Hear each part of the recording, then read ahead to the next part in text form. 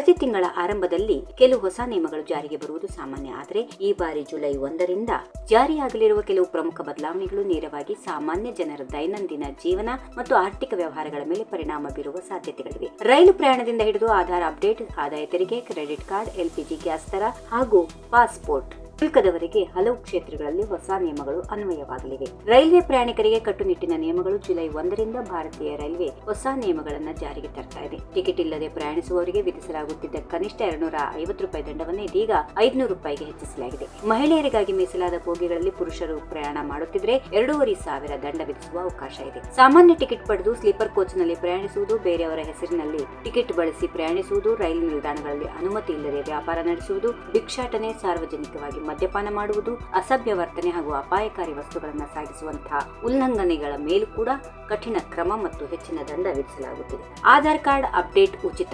ಆಧಾರ್ ಕಾರ್ಡ್ನಲ್ಲಿ ಹೆಸರು, ವಿಳಾಸ, ಇಮೇಲ್ ವಿಳಾಸದಂತೆ ಸೇರಿದಂತೆ ಇತರ ವೈಯಕ್ತಿಕ ಮಾಹಿತಿಗಳನ್ನು ತಿದ್ದುಪಡಿ ಮಾಡಿಸಬೇಕಿರುವವರಿಗೆ ಇದು ಸಂತಸದ ಸುದ್ದಿ. ಜುಲೈ 1ರಿಂದ ಡಿಸೆಂಬರ್ ಅಂತ್ಯದವರೆಗೆ ಈ ಸೇವೆಗಳನ್ನು ಯಾವುದೇ ಶುಲ್ಕ ಇಲ್ಲದೆ ಪಡೆಯಬಹುದು. ಇದುವರೆಗೆ ಈ ಸೇವೆಗಳಿಗೆ ₹75 ಶುಲ್ಕ ವಿಧಿಸಲಾಗುತ್ತಿತ್ತು. ಈಗ ಉಚಿತ ಅವಕಾಶ ನೀಡಿರುವುದರಿಂದ ಅಗತ್ಯ ಇರುವವರು ಈ ಸೌಲಭ್ಯವನ್ನು ಉಪಯೋಗಿಸಿಕೊಳ್ಳಬಹುದು. ಇನ್ನು ಆದಾಯ ತೆರಿಗೆ ಮತ್ತು ಟಿಡಿಎಸ್ ಗಡುವು 2025-26ನೇ ಹಣಕಾಸು ವರ್ಷದ ಆದಾಯ ತೆರಿಗೆ ಐಟಿಆರ್ ಸಲ್ಲಿಸಲು ಜುಲೈ 31 ಕೊನೆಯ ದಿನಾಂಕವಾಗಿದೆ. ಇದೇ ವೇಳೆ ಏಪ್ರಿಲ್ನಿಂದ ಜೂನ್ ವರೆಗೆ ತ್ರೈಮಾಸಿಕಕ್ಕೆ ಸಂಬಂಧಪಟ್ಟಂತೆ ಟಿಡಿಎಸ್ ಠೇವಣಿ ಮಾಡುವ ಕೊನೆಯ ದಿನಾಂಕ ಜುಲೈ 7ರಂದು ನಿಗದಿಪಡಿಸಲಾಗಿದೆ. ತೆರಿಗೆದಾರರು ಈ ದಿನಾಂಕಗಳನ್ನು ತಪ್ಪದೆ ಗಮನದಲ್ಲಿ ಇಟ್ಟುಕೊಳ್ಳಬೇಕು. ಕ್ರೆಡಿಟ್ ಕಾರ್ಡ್ ಬಳಕೆದಾರರಿಗೆ ಹೊಸ ಷರತ್ತುಗಳು. ದೇಶದ ಪ್ರಮುಖ ಬ್ಯಾಂಕ್ಗಳು ತಮ್ಮ ಕ್ರೆಡಿಟ್ ಕಾರ್ಡ್ ಸೌಲಭ್ಯಗಳಲ್ಲಿ ಬದಲಾವಣೆ ಮಾಡಿವೆ. ಕೆಲವು ಕಾರ್ಡ್ಗಳಿಗೆ ಉಚಿತ ವಿಮಾನ ನಿಲ್ದಾಣ, ಲೌಂಜ್ ಪ್ರವೇಶ ಪಡೆಯಲು ಕನಿಷ್ಠ ಖರ್ಚಿನ ಮಿತಿಯನ್ನು ಹೆಚ್ಚಿಸಲಾಗಿದೆ. ಕೆಲವು ವಹಿವಾಟುಗಳ ಮೇಲೆ ರಿವಾರ್ಡ್ ಪಾಯಿಂಟ್ಗಳನ್ನು ಸ್ಥಗಿತಗೊಳಿಸಲಾಗಿದ್ದು, ಕೆಲವು ಬ್ಯಾಂಕ್ಗಳ ಕ್ರೆಡಿಟ್ ಕಾರ್ಡ್ಗಳು ಹೊಸ ಬ್ಯಾಂಕಿಂಗ್ ವ್ಯವಸ್ಥೆಗೆ ವರ್ಗಾವಣೆಯಾಗಲಿವೆ. ಆದ್ದರಿಂದ ಕಾರ್ಡ್ ಬಳಕೆದಾರರು ತಮ್ಮ ಬ್ಯಾಂಕ್ನ ಹೊಸ ನಿಯಮಗಳನ್ನು ಒಮ್ಮೆ ಪರಿಶೀಲಿಸುವುದು ಉತ್ತಮ.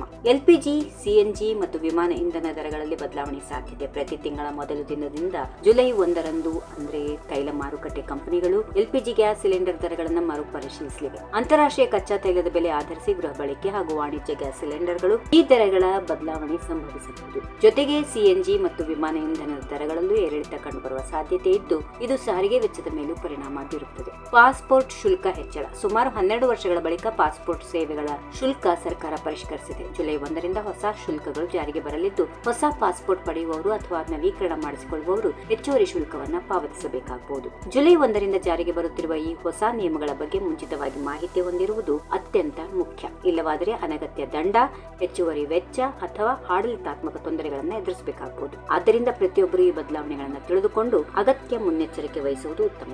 If you like this video, ಬೇಗ ಲೈಕ್ ಮಾಡಿ, ಕಾಮೆಂಟ್ ಮಾಡಿ, ಶೇರ್ ಮಾಡಿ ಹಾಗೂ ಯೋಯೋ ಟಿವಿ ಕನ್ನಡವನ್ನು ಸಬ್ಸ್ಕ್ರೈಬ್ ಮಾಡಿ.